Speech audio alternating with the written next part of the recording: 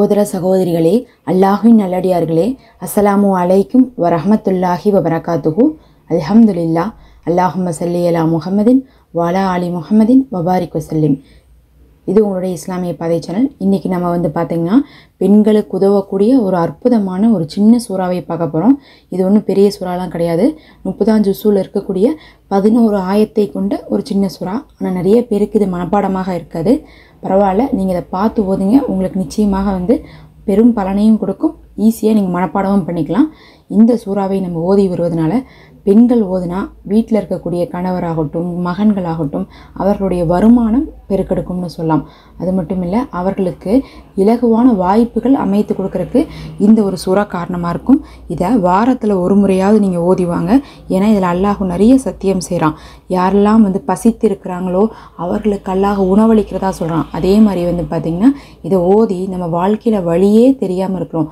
எப்படி தான் நான் முன்னேறுவனோ, என்ன தான் நான் பண்ணுவனோ அப்படின்னு நீங்கள் கவலைப்பட்டால் அதற்கும் இந்த சூறா வழிகாட்டக்கூடிய சூறாவாக இருக்குது.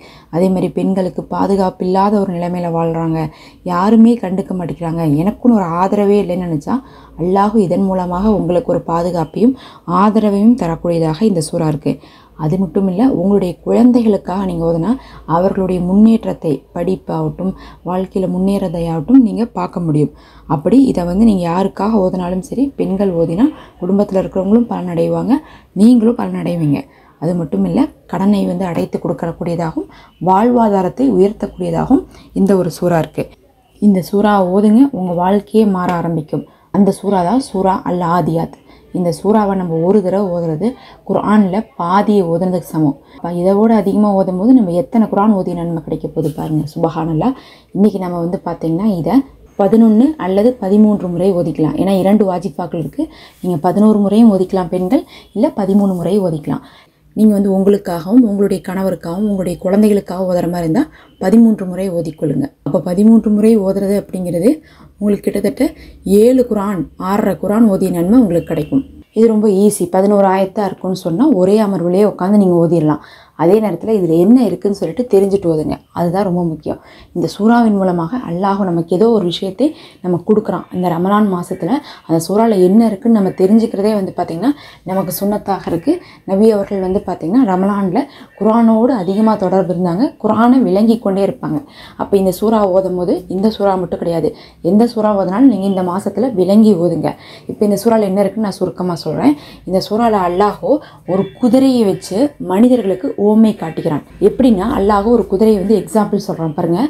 ஒரு போர்க்களம் இருக்குது. ஒரு போர்க்களத்தில் என்ன பண்ணுவாங்க, குதிரையை மேலே போர் வீரர் உட்காந்துருப்பார். உட்காந்துட்டு என்ன பண்ணுவார், குதிரையை ஓட சொல்லி என்ன பண்ணுவார் சொல்லும் போது என்ன பண்ணுவோம், அந்த குதிரை அந்த மேலே இருக்கக்கூடிய அந்த எஜமான் இருக்கான்னு பாருங்கள். அந்த குதிரையோட எஜமான் யார் மேலே உட்காந்துருக்கானோ அவன் தான் அந்த குதிரைக்கு எஜமான். அதனால் அந்த எஜமானுடைய பேச்சை கேட்டு என்ன பண்ணும், அந்த குதிரை போர்க்களத்துக்குள்ளே வேகமாக நுழையும். அப்படி வேகமாக நுழையும் போது அல்லாஹ் சொல்கிறான், எப்படி ஒரு எஜமானுடைய பேச்சை கேட்டு குதிரை தன்னுடைய உயிரை கூட பணைய வைத்து போர்க்களத்துக்குள்ளே நுழையுதோ. ஏன்னா போர்க்களத்தில் எல்லாம் சண்டை போட்டுட்டு இருப்பாங்க. பார்த்தா குதிரை பயந்துக்கணும், ஆனாலும் மேலே இருக்கக்கூடிய எஜமான் சொல்லிட்டான்னு சொல்லிட்டு எந்த பயமும் இல்லாமல் அந்த போர்க்களத்துக்குள்ளே நுழையும். அதுவும் முதல்ல யார் நுழைவான்னு பார்த்தா எஜமான் கூட குதிரைக்கு மேலே தான் உட்காந்துருப்பான். அந்த குதிரையுடைய கால்கள் தான் முதல்ல தரையில் படும். அப்போ குதிரை தான் முன்னாடி போகுது. அப்போ எதிரி தாக்குனா யாரை தாக்குவான், குதிரையை தான் தாக்குவான். அப்போ தன்னுடைய உயிரே போகும்னு தெரிஞ்சாலும் கூட தன்னுடைய எஜமான் சொல்லிட்டான் சொல்கிறான்னு சொல்லிட்டு அந்த குதிரை தைரியமாக போதில்லை. அந்த மாதிரி தான் ஒவ்வொரு அடியானும் அல்லாஹ் ஒரு விஷயத்தை சொல்லிட்டா அதை நீங்கள் யோசிக்கவே கூடாது, அதை செஞ்சிடணும். அதில் உங்களுக்கு லாபம் இருக்கா நஷ்டம் இருக்கா, உயிர் போகுமா உயிர் போகாதான்லாம் நீங்கள் பார்க்கக்கூடாது. ஆனால் நாம் என்ன பண்ணிகிட்ருக்கோம், அல்லாஹ் சொல்கிற விஷயத்த செஞ்சால் இதெல்லாம் இந்த காலத்தில் செஞ்சால் நம்மளால் வாழ முடியுமா, அல்லாஹ் சொல்கிற மாதிரிலாம் நடந்தால் நம்ம என்ன பண்ண முடியாது, இங்கெல்லாம் பிழைக்க முடியாதுன்னு சொல்லிட்டு எல்லா ரூல்ஸையும் மாற்றி வச்சிடுறாங்க. ஹலால் ஹராமை ஃபாலோ பண்ணுறதே கிடையாது. எல்லாத்துலேயுமே ஹராமானதை கொண்டு கலந்துக்கிட்டு அதுக்கு ஒரு நியாயப்படுத்துகிறாங்க. எல்லாம் வட்டி பக்கம் போகவே போகாதீங்கன்னு சொன்னாலும் வட்டியை இங்கே நிறைய பேர் வாங்கிட்டு என்ன சொல்கிறாங்க, எங்களுக்கு வேறு வருமானம் இல்லை, அதை வச்சு தான் நாங்கள் சம்பாதிக்கிறோம் அப்படிங்கிற மாதிரி 1008 காரணம் சொல்கிறாங்க. ஹராமான ஆடைகளை அணியாதீங்கன்னு சொன்னால் அதை தான் போய் நம்ம செய்கிறோம். செஞ்சுட்டு என்ன சொல்கிறோம், இதெல்லாம் போட்டால் தான் இந்த உலகத்தில் மதிப்பாக இருக்குது, அப்போதான் எங்களை பார்த்தா படித்தவங்களாட்ட தெரியுது அப்படின்னு நம்ம ஏதோ ஒரு காரணம் சொல்கிறோம்ல. அதுக்கு தான் அல்லாஹ் சொல்கிறான், ஒரு குதிரை தன்னுடைய எஜமான் சொன்னனும் போர்க்களத்துக்குள்ளே உயிரை மாய்க்கிறதுக்கு கூட ஓடுதுன்னா, நீங்கள் உங்களுக்கு நான் எஜமான், நீங்கள் என்னுடைய அடியவன், நீங்கள் எப்படி இருக்கணும்? நான் சொல்கிறத கேட்டு நீங்கள் என்ன பண்ணணும்? அப்படியே ஃபாலோ பண்ணணும். நபி அவர்கள் என்னெல்லாம் உங்களுக்கு கற்றுக் கொடுத்துருக்காங்களோ அதையெல்லாம் நீங்கள் செய்யணும். எதையெல்லாம் தடுத்துருக்காங்களோ அதையெல்லாம் நீங்கள் விடணும். உங்களுக்கு சாய்ஸே இல்லை. அந்த குதிரை மாதிரி நீங்களும் என்ன பண்ணணும்? என் பேச்சை நீங்கள் முழுமையாக அப்படியே ஃபாலோ பண்ணணும்.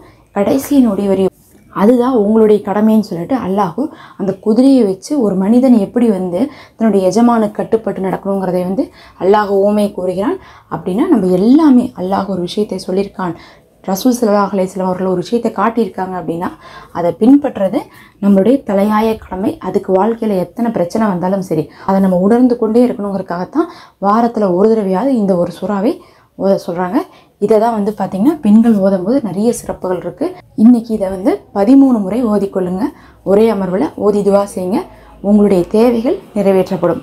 அல்லாஹ்வே போதுமானவன். இது பயனுள்ளதாக இருக்கும்னு நினைக்கிறேன். மறக்காமல் சப்ஸ்கிரைப் பண்ணிக்கோங்க.